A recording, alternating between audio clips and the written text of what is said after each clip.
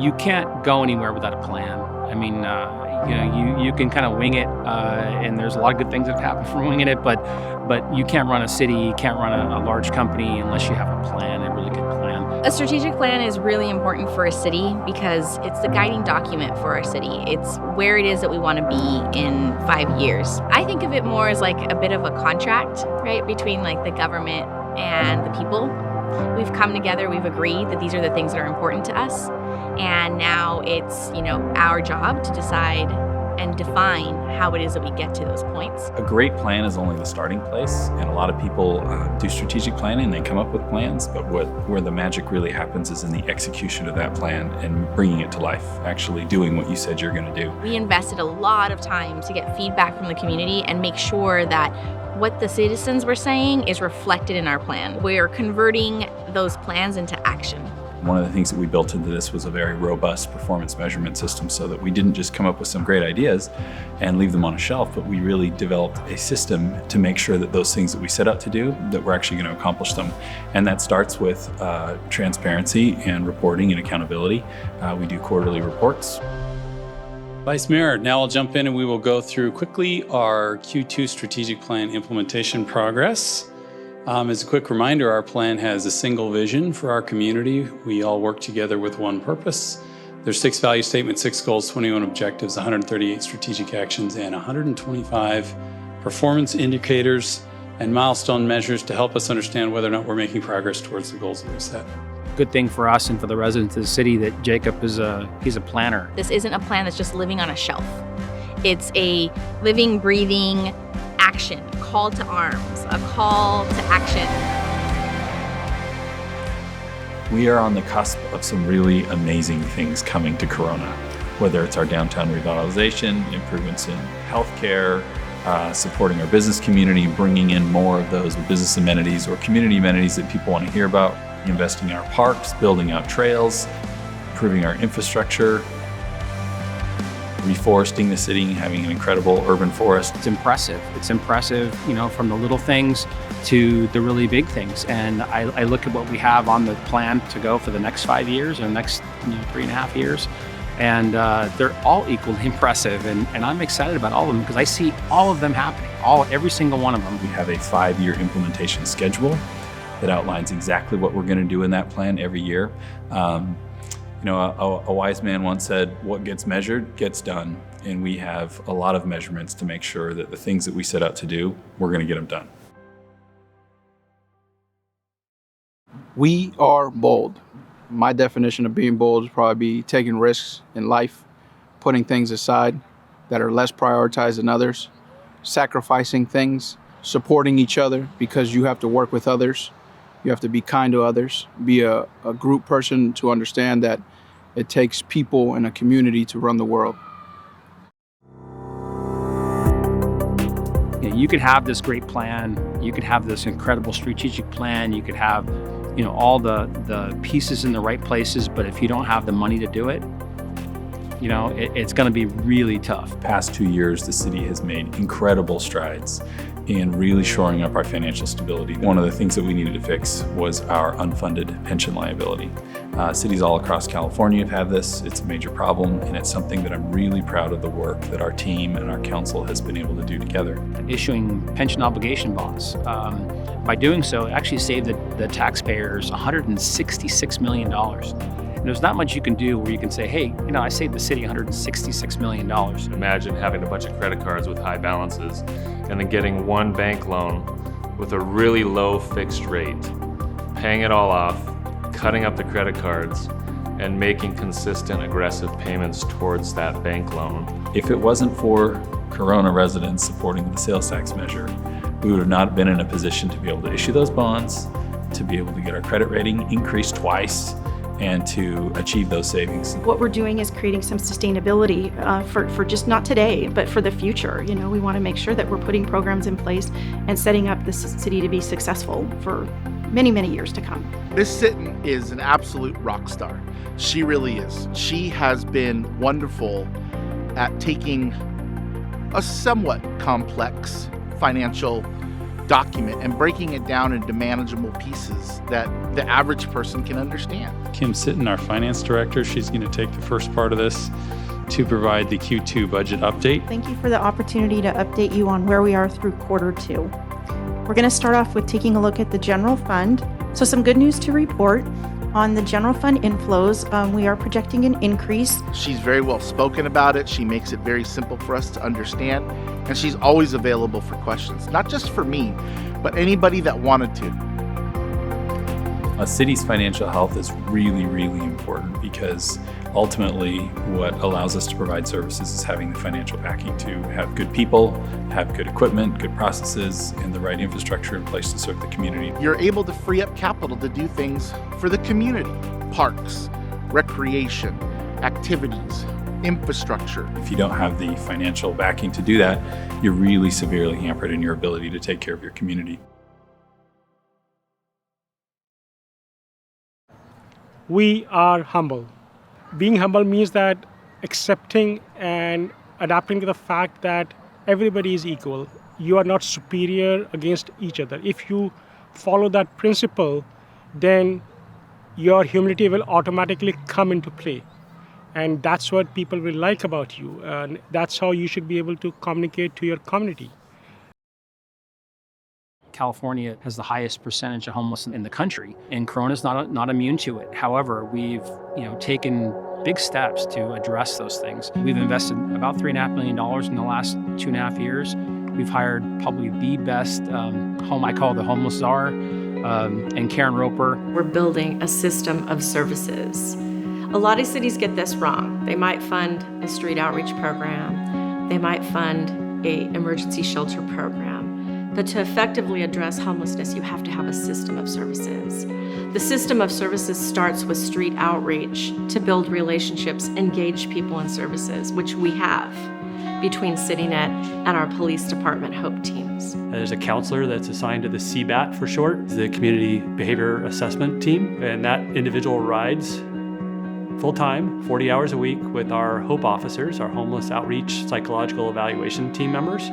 And the goal is to provide assistance to those experiencing mental health crisis situations before it becomes a repeat habitual problem for the individual. From there, you need to be able to place people in crisis stabilization shelter, which we have. We have through our motel program, which comes with wraparound services, and we're going to have that at the Harrison shelter, where we will have on-site supportive services and a clinic and many other crisis stabilization services.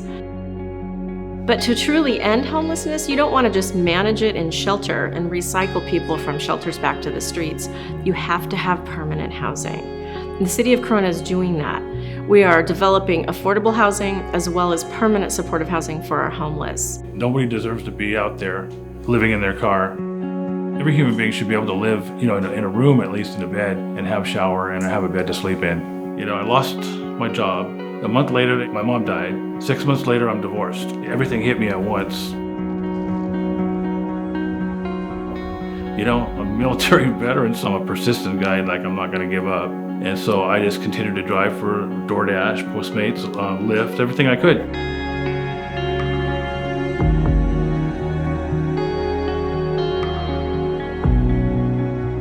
A lot of it had to do with my daughters. They were worried about me a lot, so I said I have to go there and be happy.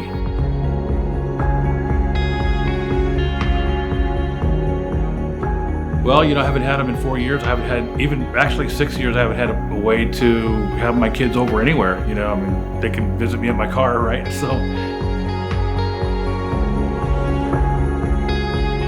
they got me a place 2 miles away from where my kids live. They said, we're eating steak today because this is like a celebration. I got a place, and now I can have them over.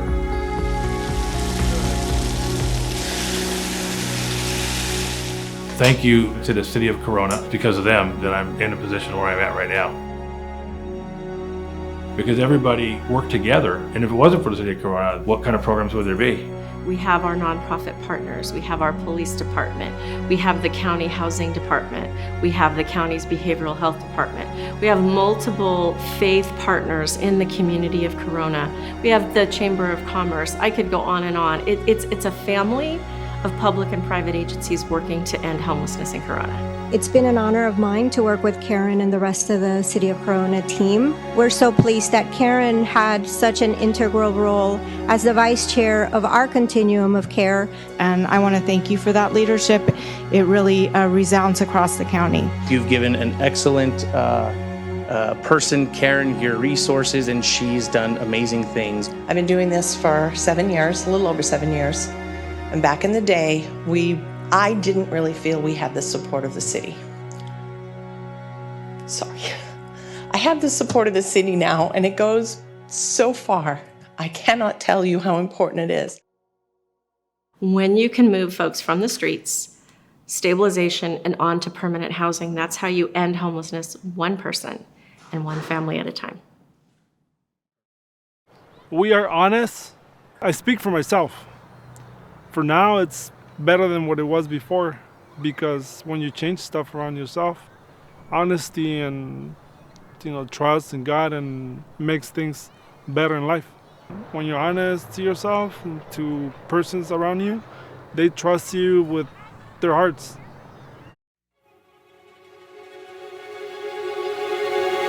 Downtown revitalization's been a thing since I was a kid, in the 70s and 80s.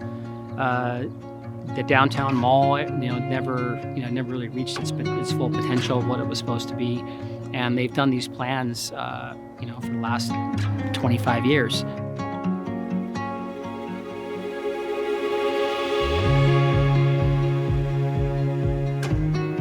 We're finally in a position where I think we can take that next step.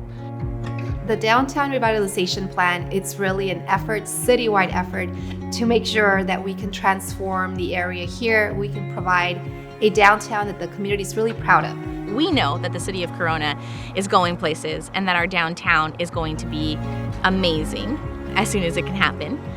But we need to get other people to buy in. The goal is for us to not only be very intentional with the plan, but simultaneously try and seek ways to make it happen. So this requires partnerships. It requires, investments from other entities that are not the city, that see the same value we see in our downtown. A perfect example is the Downtown Mall, which is right at the center of our downtown, where 6th Street and Main Street meet. The lab, little American business, they've taken areas that were, blighted and not performing economically, and really, turned them around. These really cool places like the camp and the anti-mall, and they had this area in Costa Mesa called Sobeca, which is this really, eclectic, kind of neat place. They've done projects all over the place, and I'm excited that they've decided to come to Corona. And they've been hampered because of COVID. Some of their financing had fallen through. However, they're back. They've started on the South Mall. They came in to give a presentation to council and just blew me away. By the way, my name is Shane Siddiqui. I'm the CEO of Lab Holding. And one of the things we're excited about here in the city of Corona is the opportunity to bring out all the young talent in the small businesses as opposed to more national tenants. The next step to this development is going to be South Mall, which we're starting now. So this is the view of the North Mall after we're done.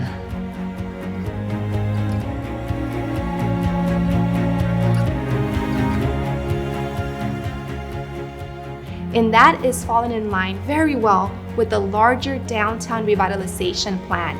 So we're having these conversations with them. They're forming part of our stakeholder groups so that there is one cohesive identity throughout the downtown, and that includes the Corona Mall and other parts extending into and around Grand Boulevard. Give us your input, share your ideas, your feedback. Let us know what's important to you. We have had folks joining us in person, remotely, through the Zoom meetings. We've had community meetings in English and Spanish. So the coronacircle.com, which is a website that we created back in November, it is active. We've had over 30,000 interactions on that website since launching it. So we're gonna make it beautiful. We're under contract with Cosmont right now to develop a plan. We have the lab coming in, and we have a city manager who's gone through a downtown revitalization before. So as the next 2, 3, 4, 5 years unfold, you're gonna see a lot of changes to to the downtown. It's a partnership in which no single entity has all the cards. But we're all in it together, and we all have this shared vision of where it's going to go. And there's a lot of momentum and a lot of enthusiasm to get us there. And I truly believe that we're going to get there this time.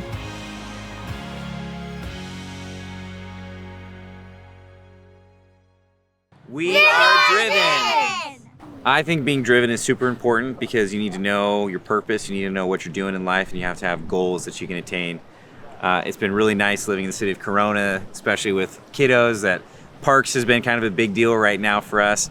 And the city of Corona has been pretty driven in making sure that they have new parks that are opening up, asking for the public's advice and what stuff they want. And it's been pretty fun getting to explore and have fun seeing everybody making new friends at the parks here in Corona. We have a Trails Master Plan. We're looking at ways to be able to use the interface that we have with the National Forest. I mean, we share 12 miles of border with the National Forest, and we've ignored it for years. So now we're going to engage in that, and we're going to make sure that's a big part of our city. The Trails Master Plan really talks about far more than trails. It really talks about all of the open space in Corona. It's been a goal of mine to preserve as much open space as you can so we can, keep some of the natural beauty that we have, but also provide access to, Skyline, the Cleveland National Forest, the Prado Basin, Chino State Park, Santa Ana River Trail. All these things completely surround us, and it's an incredible front yard and backyard that we have. Then you start thinking about all of those landscape maintenance districts, and so we have this open space that we haven't really integrated into how we think about walking outside, exercising outside, communing with nature, whatever that looks like for you. Really developing that culture and having that conversation with residents so they start talking about this is the culture of how we as Corona residents relate to our outdoor space.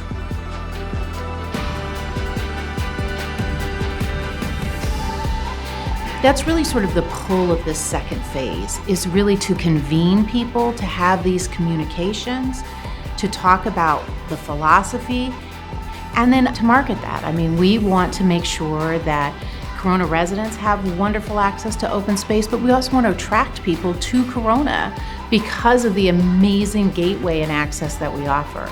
It's something that's very important to the community, so we have been working really hard to establish that master plan to ensure that we are enhancing and providing trails throughout our community. The key for us is inclusivity. This is everyone's plan. It's not just the hiker's plan, the biker's plan, the neighbor's plan. It is everyone's plan.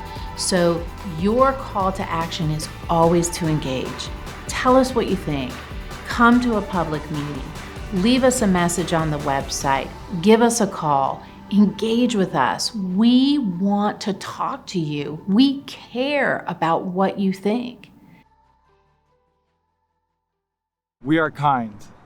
Kindness means treating everyone like family and friends, respecting everybody, and helping everybody be happy. It's really important to teach our young ones about kindness because they're our future and they're going to make this community even better.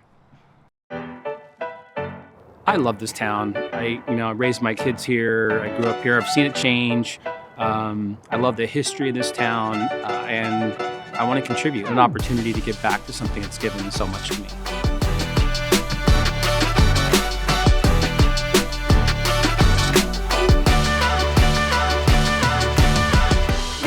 This is a place to come. A sense of place is really important to a community, and having a place that you feel like you belong and you can enjoy. It was so exciting this year to do the tree lighting and to be able to dress up, and it was very cute, and little kids would come up to me and I was dressed up in my little elf thing and they would say, "Oh, can I get my picture taken with you?" But it was such a beautiful night of community building. The 4th of July and the parades that we would have, they were great, but I'm telling you, they're so much better now. They're amazing. They're one of the most important things I think that we do as a city is providing places for people to get together and enjoy themselves.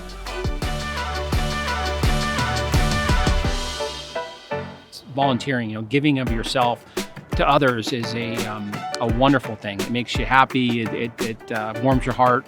And I can tell you, we have our nonprofit organizations and our volunteers grow every single time that we have an event, and it's truly impressive.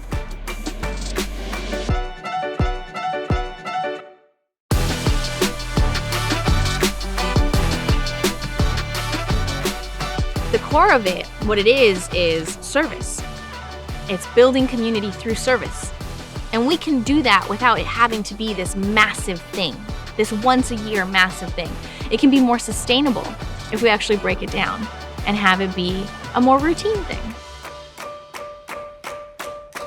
So we now have a schedule that provides a volunteer opportunity every single month.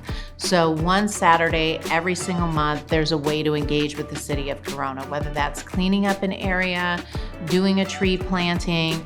Humans are wired for connection. And so a good special event or a good volunteer opportunity is about helping them to connect with other people. We are a team. With just one individual, it's hard to get to your goals. For example, I'm raising a child with my husband. I can't do everything by myself, so he helps me where I can't. As you can see, it's really difficult sometimes. It's a struggle. It's a struggle. So it's easy to give it to your partner, your teammates, to just offload some work and share the love for your child and your family. And we're gonna make sure that we are going to make this happen. That and my hair got like right in my face. We can do that over again. I do. I could talk numbers for days. How's that?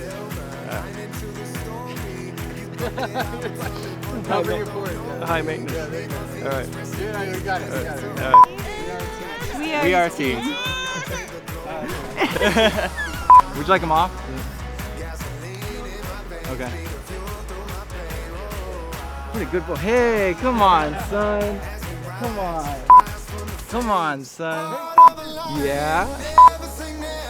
Ooh. Yeah, we're good. We're almost done, son. We are. I think it's important to be driven so that your family can see.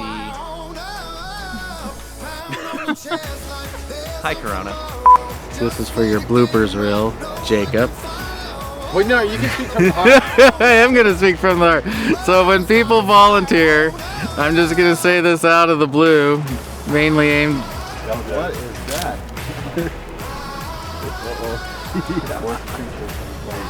Get your own. Jeez. Don't swipe. He wants to be on camera. Don't swipe at it. Or it's going to sting you on purpose. That's what they do. Wow, he's just like. Good. Take that thing and smack him. Let him come back. Is he back? Yeah. Well, he loves you.